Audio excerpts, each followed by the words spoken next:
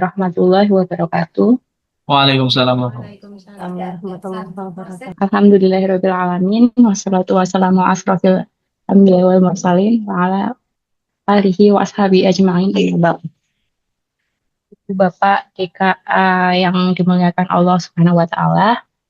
Pertama, marilah kita panjatkan puji syukur kehadirat Allah Subhanahu wa taala yang telah memberikan kita nikmat iman dan nikmat Islam sehingga kita dapat bertemu dalam kegiatan rutin Kultum Ramadan DKA tahun 1447 Hijriah.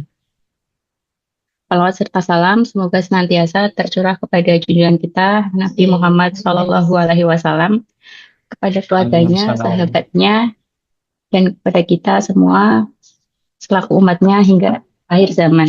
Amin ya robbal alamin.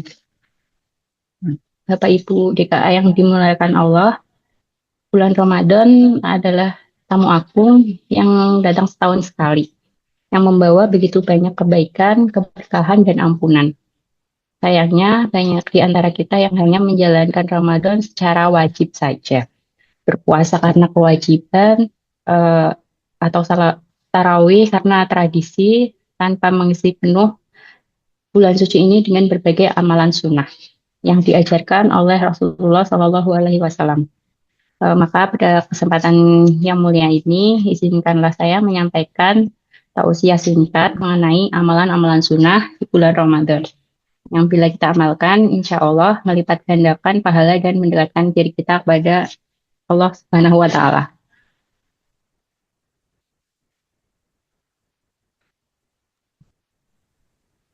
Ibu Bapak Direktorat Keuangan dan Anggaran yang dirahmati Allah, sebelum kita berbicara tentang amalan sunnah, marilah sejenak kita renungkan betapa besarnya keutamaan bulan Ramadan. Allah berfirman dalam Al-Quran surah Al-Baqarah ayat 185. A'udzubillahi minasyaitonir rajim. Bismillahirrahmanirrahim. Syahrul Ramadana alladzi unzila fihil Qur'anu hudalin nasi wa bayyinati minal huda wal furqan. Yang artinya bulan Ramadan adalah bulan yang di dalamnya diturunkan Al-Quran sebagai petunjuk bagi manusia dan penjelasan-penjelasan mengenai petunjuk itu, serta menjadi pembeda antara yang hak dan yang batil. Dan Rasulullah Shallallahu Alaihi Wasallam bersabda dalam hadis riwayat Bukhari Muslim, barang siapa yang berpuasa di bulan Ramadan karena iman dan mengharap pahala, maka diampuni dosa-dosanya yang telah lalu. Selanjutnya, para ulama juga menjelaskan bahwa Ramadan mengandung 3 keistimewaan besar yang tidak ada di bulan lainnya. Pertama, di 10 hari pertama, Allah menurunkan rahmat-Nya. Yang kedua, di 10 hari kedua, yaitu Allah mengampuni dosa-dosa hambanya. Dan di 10 hari terakhir, Allah Subhanahu wa Ta'ala membebaskan hamba-hambanya dari api neraka. Selanjutnya, kita masuk ke amalan-amalan sunnah yang bisa kita lakukan di bulan Ramadan. Yang pertama yaitu mengakhirkan makan sahur. Dalam hadis riwayat Bukhari dan Muslim, Rasulullah bersabda, makan sahurlah kalian karena sesungguhnya pada sahur itu terdapat keberkahan. Perbedaan antara dalam hadis lain juga beliau bersabda, perbedaan antara puasa kita sebagai Islam dan puasa ahli kitab adalah makan sahur.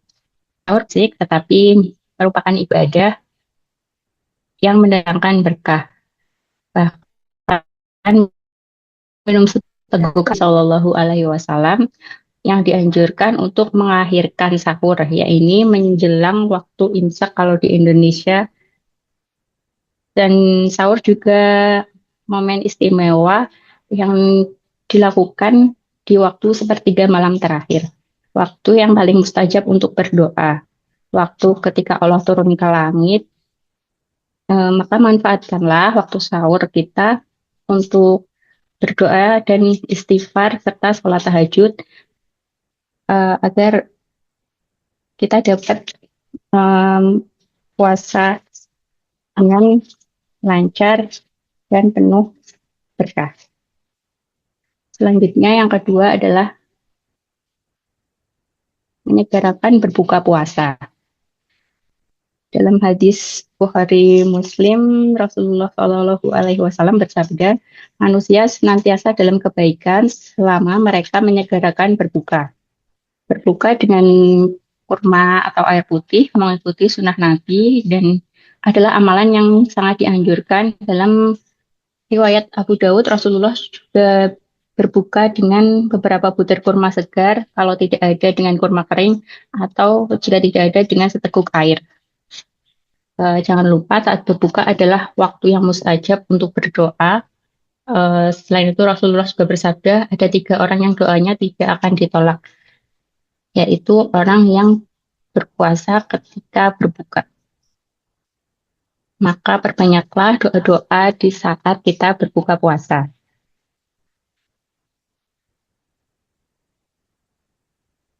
Yang ketiga yaitu sholat sunnah, terutama sholat tarawih.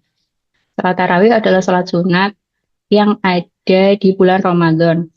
Rasulullah bersabda dalam hadis riwayat Bukhari dan Muslim, barang siapa sholat malam di bulan Ramadan dengan penuh iman dan mengharap pahala dari Allah, maka diampuni dosa-dosanya yang telah lalu. Usahakan untuk sholat tarawih di masjid dan mendengarkan bacaan imam dengan khusyuk. Janganlah kita menjadikan tarawih sebagai rutinitas saja, tetapi kita harus menikmati setiap rakaat sebagai sarana untuk bermunajat kepada Allah Subhanahu wa Ta'ala. Jika memungkinkan, bisa ditambahkan dengan qiyamul lail, salat malam di sepertiga malam terakhir. Karena waktu-waktu tersebut adalah waktu yang paling istimewa untuk bermunajat kepada Allah. Isi Bapak PKA yang dirahmati Allah, selanjutnya yang keempat adalah memperbanyak tilawah Al-Quran. Sunnah utama yang dianjurkan selama bulan Ramadan adalah bertadarus Al-Quran, yaitu membaca, mempelajari, dan mengamalkan isinya. Nabi Muhammad SAW sendiri melakukan bersama malaikat Jibril selama hidupnya, seperti dalam riwayat dari Ibnu Abbas radhiyallahu anhu yang berkata, Rasulullah SAW adalah orang yang paling dermawan. Kedermawanan yang paling nampak dalam dirinya itu nampak pada bulan Ramadan saat bertemu dengan malaikat Jibril. Jibril menemuinya di setiap malam bulan Ramadan dan membacakan untuknya Al-Quran. Sungguh Rasulullah SAW adalah orang yang lebih pemurah dalam kebaikan daripada angin yang bertiup. Di bulan Ramadan pahala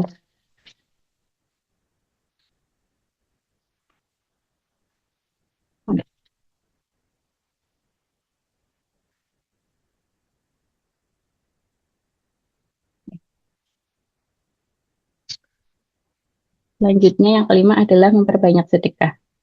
Amalan yang selalu kita kerjakan di bulan suci yaitu sedekah yang tidak perlu menunggu saat kita kaya. Untuk berbagi dengan sesama, kita bisa menyisihkan sedikit harta yang kita miliki sudah memberi manfaat besar bagi orang lain. Sekecil apapun harta yang kita keluarkan akan berguna di akhirat. Salah satu kelebihan bersedekah adalah dapat menjauhkan pelakunya dari api neraka. Bagaimana sabda Nabi Muhammad SAW diriwayatkan oleh Imam Bukhari, jauhkanlah diri kalian dari api neraka walaupun dengan bersedekah menggunakan sebiji buah kurma. Siapa saja yang tidak memilikinya, maka cukup dengan berkata baik. Di bulan Ramadan, pahala sedekah dilipat gandakan berkali-kali lipat. Maka kita bisa memperbanyak sedekah dengan cara yang pertama, memberi makan orang yang berbuka puasa, bersedekah kepada fakir miskin dan anak-anak yatim, bisa menyumbang untuk pembangunan masjid atau madrasah, dan selanjutnya bisa membantu saudara-saudara kita yang lain yang membutuhkan.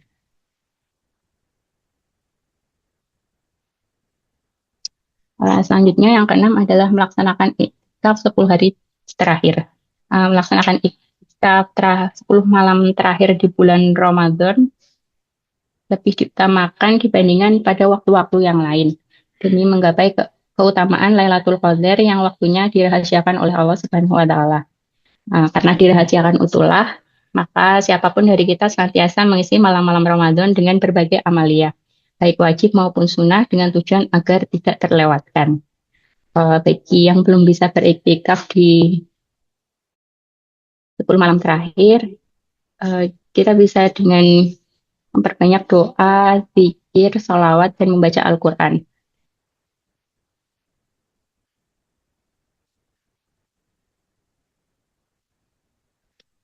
Selanjutnya, Bapak Ibu, demikian beberapa amalan sunnah yang hendak kita hidupkan di bulan Ramadan yang mulia ini. Tetapi jangan dilupakan kesalahan yang sering dilakukan sebagian Muslim di dalam bulan Ramadan adalah salah prioritas dalam beribadah. Eh, Entah itu karena ketidaktahuan atau karena saking semangatnya dalam melakukan amalan. Seringkali akhirnya mengorbankan dan mengalahkan ibadah yang wajib karena terlalu disibukkan dengan amalan-amalan sunnah. Dalam hadis riwayat Bukhari Muslim, eh, bahwasanya disebutkan tidak ada seorang hambaku mendekatkan diri kepadaku dengan sesuatu yang lebih aku cintai daripada hal-hal yang telah aku wajibkan baginya. Dan tidaklah hambaku senantiasa mendekatkan diri kepadaku dengan amalan-amalan nafilah atau sunnah hingga aku mencintainya. Dalam hadis ini menekankan bahwasanya tidak ada amalan yang lebih utama dari apa yang telah Allah wajibkan, sehingga tidak masuk akal seorang hamba mendekatkan diri kepada Allah dengan suatu amalan yang sunnah.